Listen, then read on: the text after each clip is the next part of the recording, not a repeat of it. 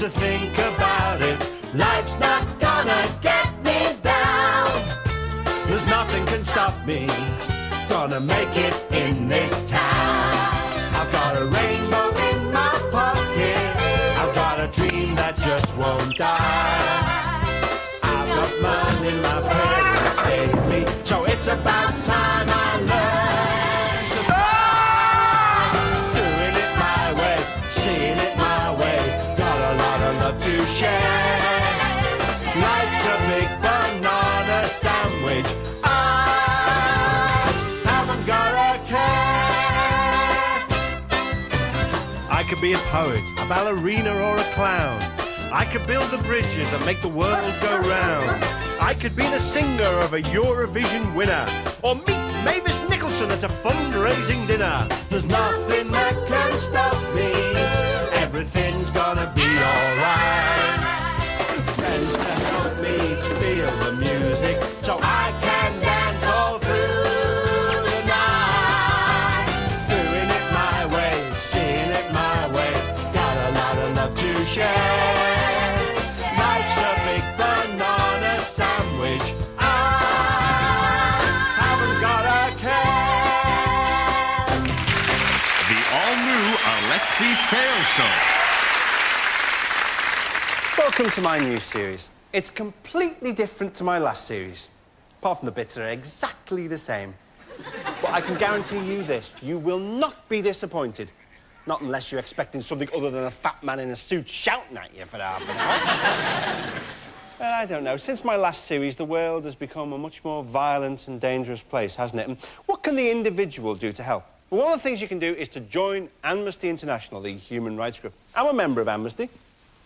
But I don't pay by the year. I just pay by the week. Because, say, like, I'd paid for a whole year, right? And then suddenly, one day, without warning, all political cruelty and repression and torture suddenly stops. Well, I mean, I'd look like a right dick, wouldn't I? But I suppose in the 90s I've become disillusioned with politics, and I thought I'd try something else. I thought, religion. I might become a Catholic. I didn't know much about Catholicism, really. I mean, the school next to ours was a Catholic girls' school, or as we called it, the Virgin Megastore. It was a very strict school. They were obsessed with things like deportment, you know, teaching the girls to drive side saddle. As I got to know more about Catholicism, I don't know, the theology seemed terribly complex, and it seemed obsessed with damnation, you know. There's all these levels, like, you've got heaven, all right, which is all la, la, la, la, and Mr. Kipling cakes. Is that all? Anyway, you've got heaven, but then you've got all these different types of hell. You've got hell itself, you've got purgatory, you've got limbo.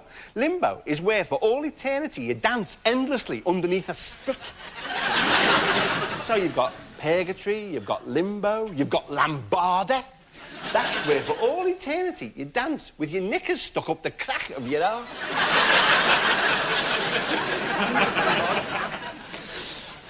You know, it's odd, isn't it? You can take the piss out of Catholicism or the Church of England, but you won't get many comedians, in fact, any comedians, satirising the essential cruelty and repressiveness of fundamentalist Islam.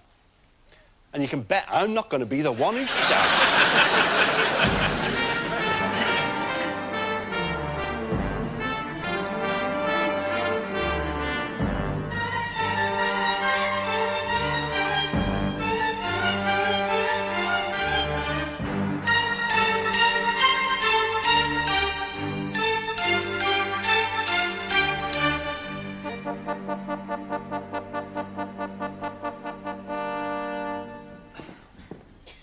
In my position as British Prime Minister, I have to inform you, Herr Hitler, that if you intend to interfere in the autonomy of Czechoslovakia, I shall be forced to pursue a military option. Yeah, you and whose army? The British Army, of course, and those of our allies in Europe. Well, I hope you like hospital food. We can't engage in civilized discussion. Is that your girlfriend? No, never. Please forgive me. Only joking. Please accept my personal guarantee that we will not interfere in the affairs of Czechoslovakia. Oh, well, thank you, Herr Hitler. You have come to the right decision. Yeah, please give my regards to your wife. Thank you.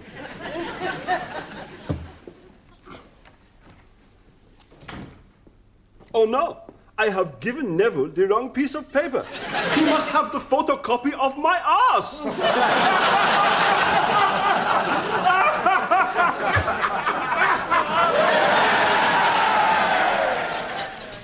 I can't find my baby, I don't. Yeah, when you've got these things on, you tend to talk a bit loud. So I'll just turn it down. Isn't it funny how, as you get older, you find it? It's funny how your attitudes change as you get older, though. When I first heard that Beatles song when I was a kid, She's Leaving Home, about the girl who leaves home in the middle of the night, I thought, yeah, stick it to the fascist parents, baby. Now I think, well, what an ungrateful slut. Something inside that was always denied for so many years. Listen to the whining trollop. What does she want? Blood? I mean, her poor parents have stayed for years and years. And how does she repay them? She just leaves home in the middle of the night. And to do what? Meeting a man in the motor trade, meeting a man in the topless go-go bar in Rio trade is more like it.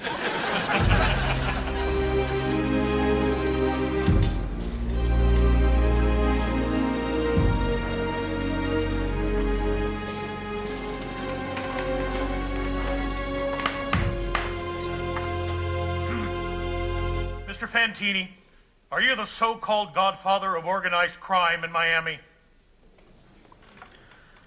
Yes.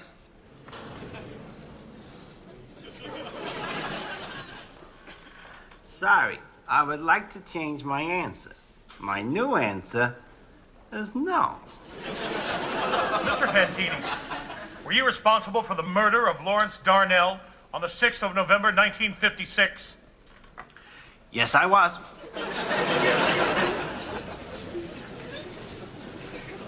Sorry, I meant to say no. At this point, I'd like to play a recorded phone conversation that took place on the 2nd of November, 1956, between Mr. Fantini and Mr. Darnell, prior to his death on the 6th of November, 1956.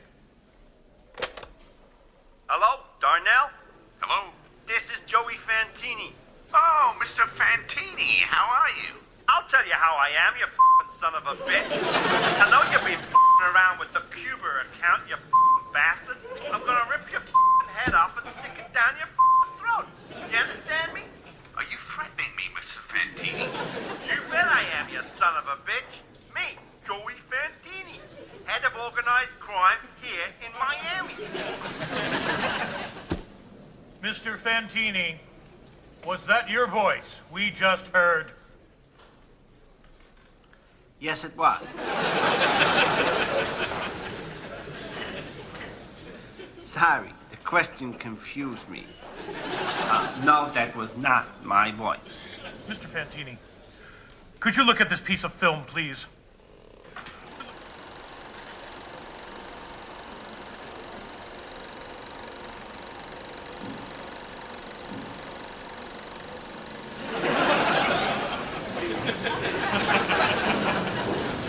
That's horrible.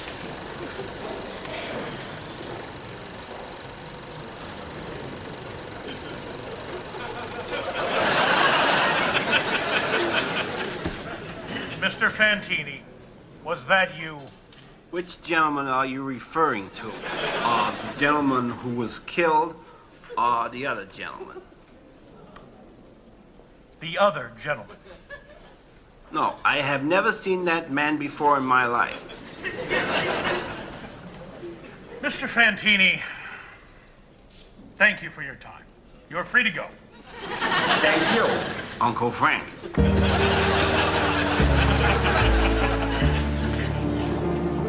When there's a murder, it's often announced that the body has been discovered by a man walking his dog in the woods. I think the police should interview this man. Systems of justice vary between different countries, don't they? In France, you're guilty until you're proven innocent. In the United States, you're innocent until you're proven guilty. And in Britain, you're innocent until you're proven Irish. A lot of the problems we have today, though, are caused by the cruelty of the English aristocracy in earlier centuries. For instance, during the Highland clearances of the 1700s, the English cleared out all the Scottish people and replaced them with sheep. There was sheep barmen, sheep ferry captains, and sheep working behind the counter in the post office. So no change there, then. This is a car that has won more awards than any other in its class. What Car magazine has named it Car of the Year for 2 years running? That car is the Alexei Sayle.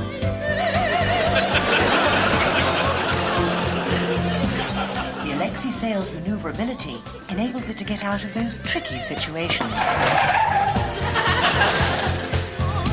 Thanks to the latest power steering technology, nothing will take you by surprise. And best of all, the Alexei Sayle's safety features ensure you can take everything in your stride.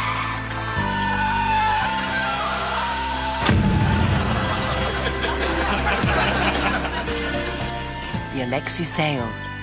Believe it. For that, you'll burn the negatives as well. Yep. You know Superman, right? Usually he's tough, strong, and decisive. But when he puts his glasses on, he turns into this dithering, incompetent jerk. Well, the same's true of me, because when I put my glasses on, I turn into... John Smith, man, leader of the opposition. John Smith, help us! The government's destroying the industrial base of the country, eroding civil liberties and wasting millions on stupid council taxes. Aye, well, that might be true, but, better not do anything too hasty. No, I'll tell you what I'll do. I'll just pull faces at them behind their backs, yes. Please, the nation's crying out for leadership. Yes, well, all right, I've got a plan.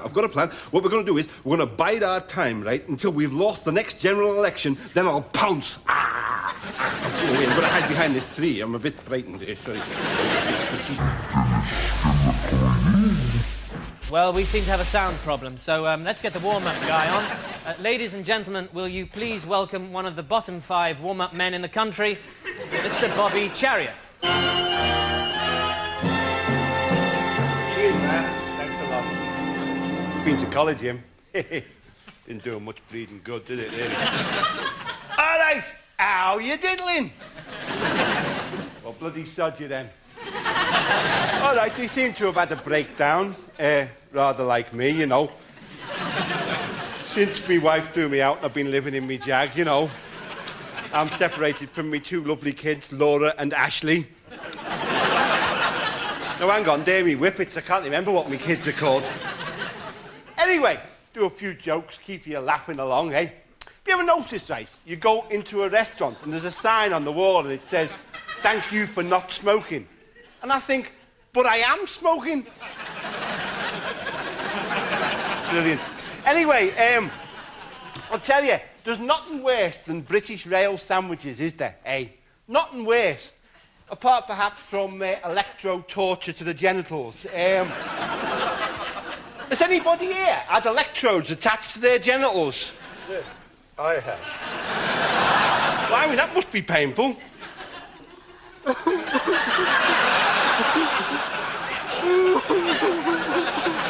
Anyway, as I was saying about my comedy, it's observational, you know what I mean? Has anybody here seen that advert for sanitary towels? It's my life.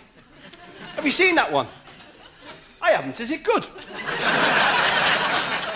Yeah, it's my comedy's very observational. Like, you know, you ring your ex-wife, right, and she picks up the phone, but you don't say anything, you know, and she's on the other end going, "Who is it? Who is it? Who is it?" And then you're frightened to say anything, you know, because you don't know what sort of mood she's in, but she knows who it is, and she's going, "Bobby, it's you bastard. Get off the line. Leave us alone. Bobby, you're a bastard. You're a bastard. Bobby, you're a bastard." And we're back.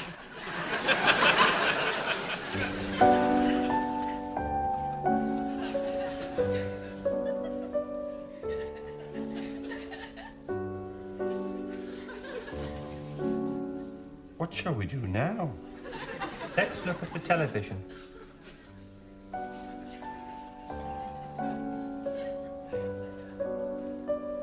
I don't like this. What's on the other side?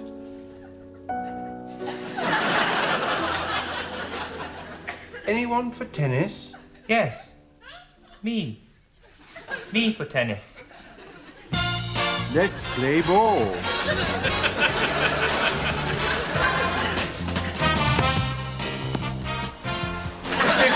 love. 15 all. Would you like your dinner now? Yes. Please.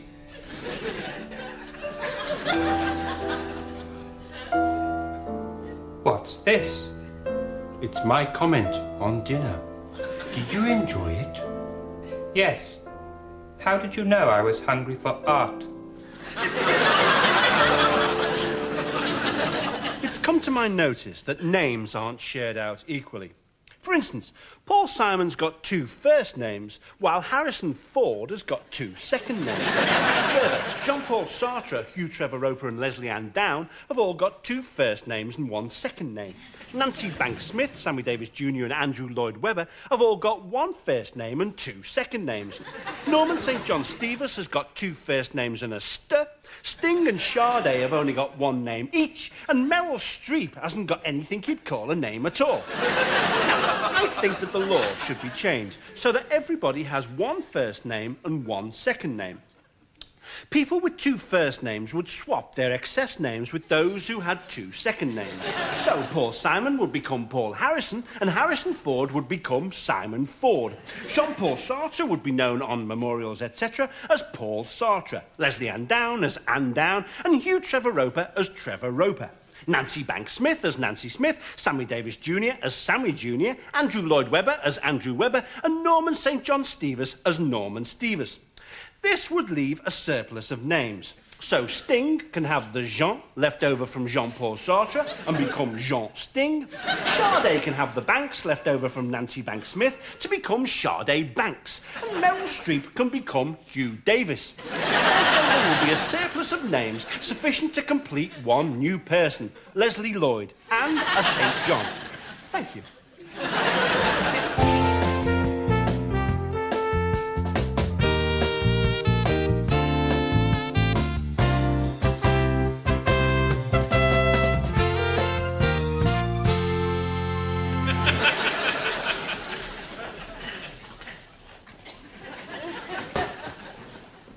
Jordan, I want a word with you. I'll say, Matron Foster. But I was just trying to boost their confidence. I know it's your first day here, but putting the arsonist in charge of the annual barbecue was a big mistake. It was occupational therapy. It was the worst bushfire in 30 years. If you'll excuse me, I'm late for my first group therapy session.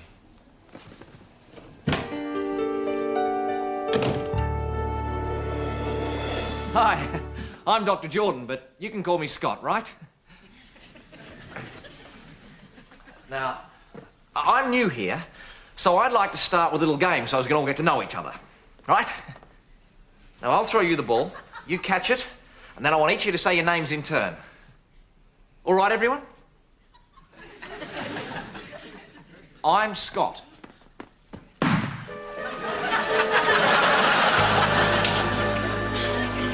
Rather than that, I'll start clapping.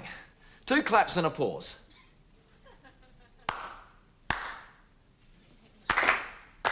Scott. Psycho. Marnie. Frenzy. Vertigo. The Birds. Strangers on a Train. The one where Cary Grant poisons his wife with a glass of milk. Wait a minute. Stop there. You're supposed to be telling me your names. That's right. You all seem to be named after the films of Alfred Hitchcock. That's not true. Mr. Hitchcock named his films after us.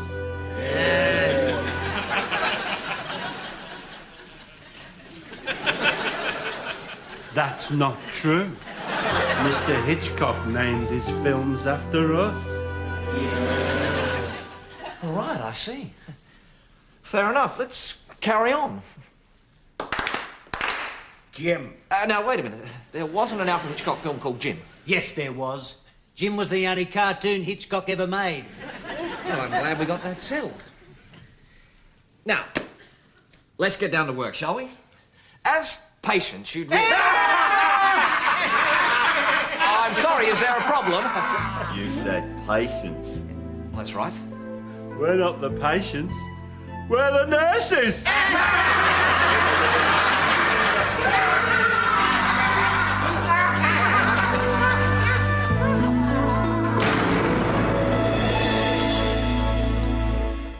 Crazy.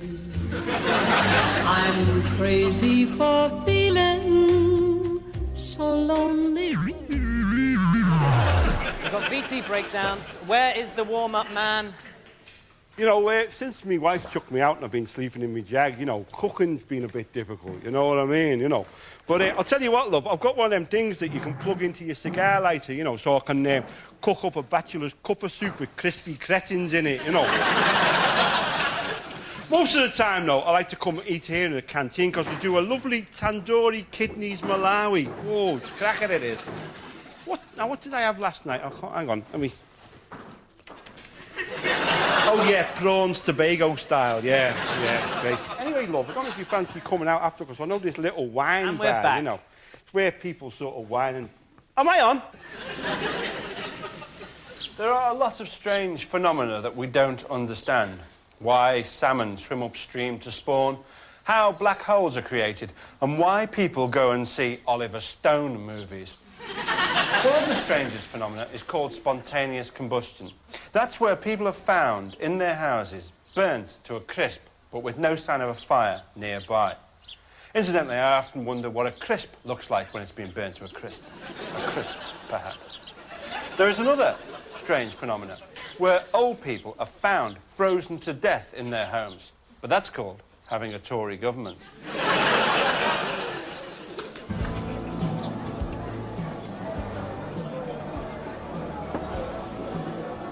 All right there, how are you? Here, have a seat. You know, I went in this cake shop the other day, right? And I said to the woman behind the counter, I said, "Here, love, give us one of them sticky buns, will you?" Do you know what she said to me? She said, "What is a sticky bun?" I said, "What's one of them dingies there in the window?" She said, "No, you misconstrue me."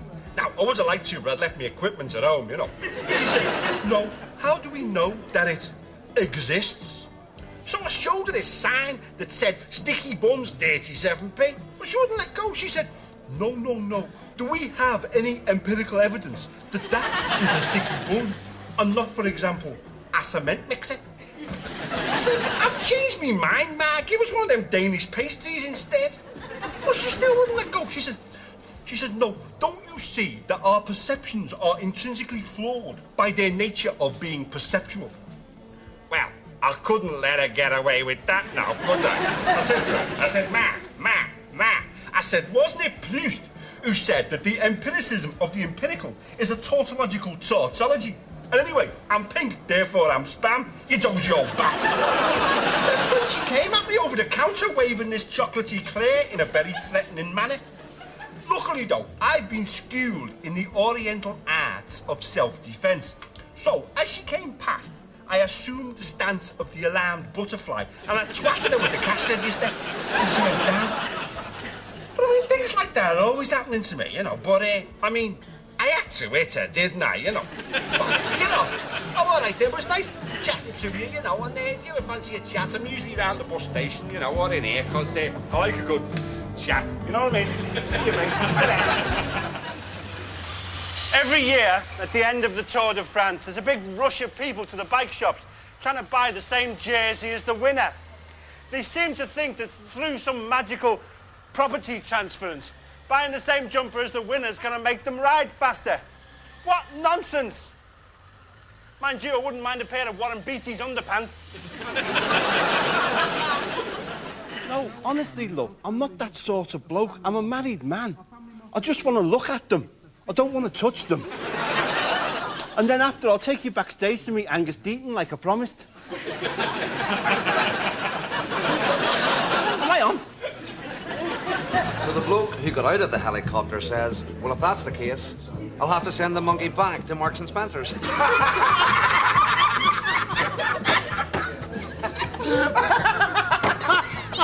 Oh, the cracker.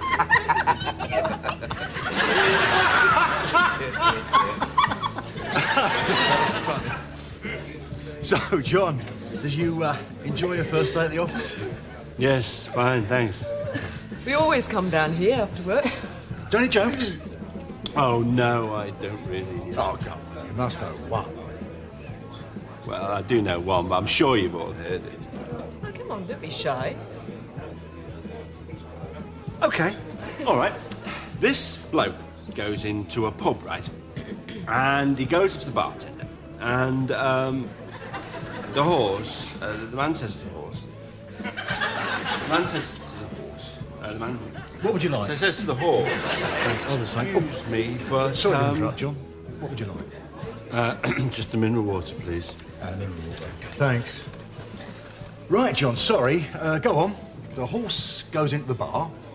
No, the man goes up to the horse. The horse is still outside?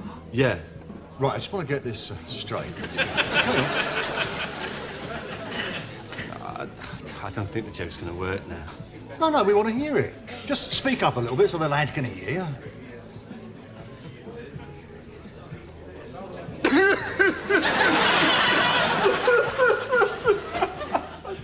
Jesus, John. It's just the mood's gone. The joke's not going to work now. Of course it will.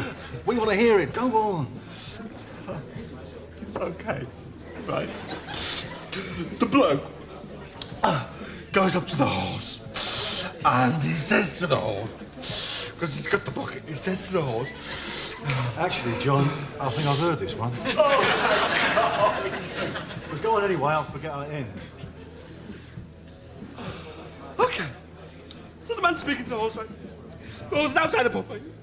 The man's talking. Loosen your shirt. Slowly. In your own time. Come on, John, you're nearly there. He says to the horse, because the horse is speaking to the horse, and he says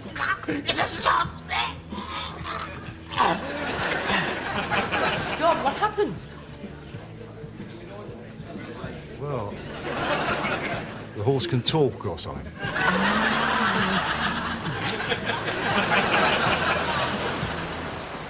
I love writing down lists of things to do and then ticking them off when I've done them, you know. Sometimes I write down things I've already done, and then I tick them off, like be born. Done that? I like them books of lists as well, you know, like the Penguin Book of Left-Handed Methodist Airship Pilots, or the Book of 1001 Things to Do with a book about 1001 Things to Do with a Dead Cat. Winston Churchill, he's a bloke that'll definitely get in the books of lists, you know. Not for his violent suppression of the general strike in '26 or his leadership during the Second World War. No, it's because he was the last white guy to be called Winston. OK, now what have I got to do today? Change underpants after unpleasant incident. Yeah. Right, letter of apology to the Synod of the Church of England after unpleasant incident. Yeah, done that. Do half-hour comedy show and then sod off. Yeah. Done that. Done that. Done that. Done that. Done that. Done that. Done that. Done that.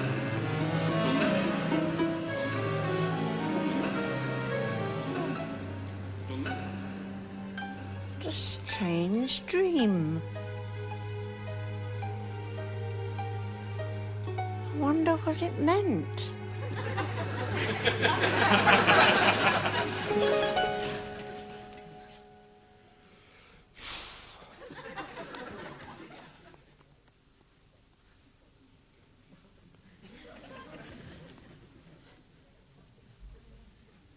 I don't smoke.